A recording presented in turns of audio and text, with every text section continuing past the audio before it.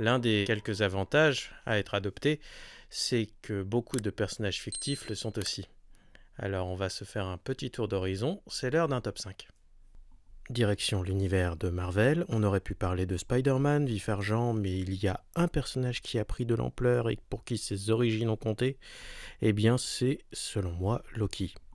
Numéro 5, Loki Lofey, dans Marvel.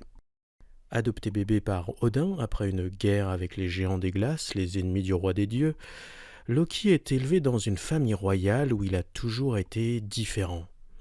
Pas assez comme Thor, trop rusé, trop fragile, trop autre.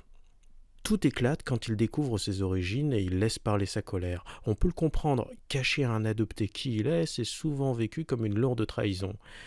Loki voit son univers basculer à cause d'un mensonge. Et il a besoin d'exister, de prendre sa place, même en foutant le feu. C'est pas un modèle, non, c'est une vérité crue. L'adoption, quand elle est aussi mal vécue, ça peut faire très mal. Et Loki, il incarne ça sans filtre. C'est souvent assez commun chez l'adolescent adopté d'ailleurs. Et on parle d'un personnage Marvel inspiré d'un vrai dieu nordique. C'est fou le nombre d'adoptés que la mythologie en général compte, et on se fera un top là-dessus un jour. Numéro 4, le Docteur. Créée il y a plus de 60 ans, c'est la série de SF la plus longue de l'histoire de la télévision. On y suit un extraterrestre à apparence humaine, voyageant dans le temps et l'espace et pouvant éviter de mourir en changeant de corps. Doctor Who, ou Docteur Qui, comme le proclame le titre, rappelle l'éternelle question des origines de l'adopté. Qui sommes-nous? D'où vient-on? Pourquoi nous a-t-on abandonnés? Et qui est le docteur? Cette question a été en partie levée en 2018. Le showrunner d'alors, Chris Chibnall, adopté lui aussi, révèle tout ça dans un arc, celui de l'enfant intemporel. Le docteur accède à une partie de sa mémoire enfouie grâce à son ennemi juré, le maître. Dans ses souvenirs cachés, il voit Tecteun, une scientifique qui jadis donna aux Time Lords, la race alien du docteur, le pouvoir de régénération. On comprend qu'elle a volé ce pouvoir à un enfant mystérieux qu'elle a recueilli, l'enfant intemporel, qui selon le maître serait en réalité le docteur qui a oublié tout un pan de sa vie ou de ses vies. Le docteur a eu un nombre conséquent de corps, de visages, de personnalités, autant de crises d'identité comme l'adopté qui peine à construire la sienne. Numéro 3. On est déjà au 3. Bon. C'est un personnage d'une saga hollywoodienne emblématique du grand écran, et il faut savoir que des adoptés, il y en a des tonnes dans les blockbusters. Luke Skywalker est le premier héros de Star Wars. Il est aussi adopté en intrafamilial, c'est-à-dire par des membres de sa famille autres que ses parents. Tout va bien pour lui, chez son oncle et sa tante, et il vit comme un gentil agriculteur spatial. Il n'en a rien à faire de la rébellion contre l'Empire, enfin jusqu'à ce que son oncle et sa tante meurent. Là, il part en croisade, et il retrouve son père qu'il croyait mort. Mais ce dernier s'est en fait reconverti. Souvent, c'est un peu ce que l'on craint quand on fait des recherches sur ses origines. Qu'est-ce que je vais découvrir? Cette personne que je recherche, elle m'a abandonné à la base, elle m'a rejeté. Qu'est-ce qui l'empêcherait de recommencer si je la trouve? Quel secret sombre cache mon adoption et mon abandon? Dois-je lui pardonner ou non? Retrouver sa famille, ça se prépare, et c'est sûr qu'en regardant Luke et son père, on imagine qu'il y a mieux comme réunion père-fils. Numéro 2. Après le docteur, c'est encore un héros emblématique de la Grande-Bretagne. Alors on va laisser sa créatrice de côté, mais c'est assez évident qu'ayant grandi dans les années 2000, j'ai été marqué par Harry Potter. Harry, comme Luke, est adopté en intrafamilial, mais lui, il ne s'entend pas du tout avec son oncle et sa tante.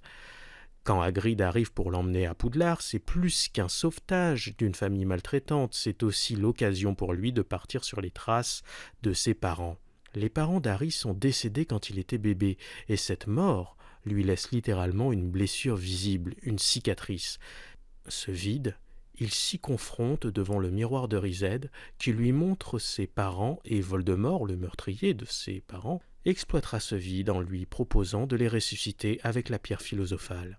Être adopté, c'est être confronté à une blessure d'abandon qui nous a laissé une marque indélébile dès la naissance. Un peu comme Harry, c'est un processus de deuil à gérer, et c'est propre à chacun, mais il faut souvent se faire accompagner pour s'en sortir. Numéro 1.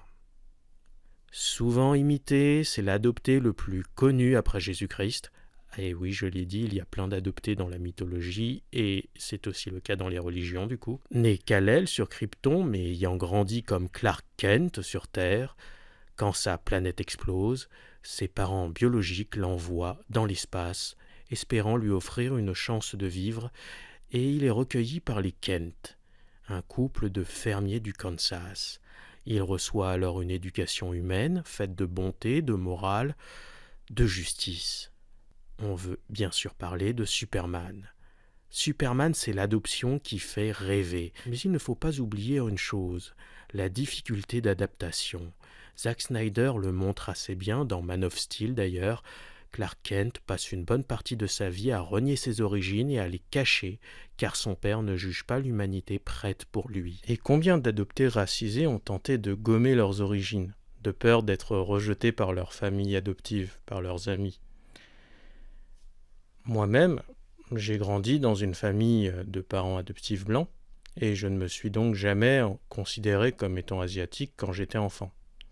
Je ne connaissais simplement pas d'asiatique dans mes proches, je n'avais pas de modèle d'éducation. Si je me retrouvais face à des propos racistes, eh bien je souffrais doublement car mes parents adoptifs étaient désemparés face à ces propos, ils n'avaient jamais connu ça.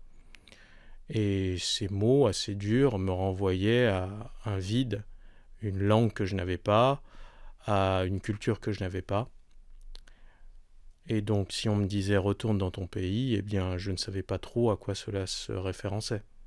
Je me disais, peu importe ce que je ferais, peu importe l'énergie que j'y mettrais à m'intégrer, je serais toujours un étranger, que ce soit ici, à cause de mon visage, ou que ce soit là-bas au Vietnam, à cause de mon manque de langage et de culture. Et d'autres adoptés se sont construits sur cette frustration. Et si vous voulez découvrir leur parcours, leur récit de vie, n'hésitez pas à jeter un œil à notre série En quête d'origine.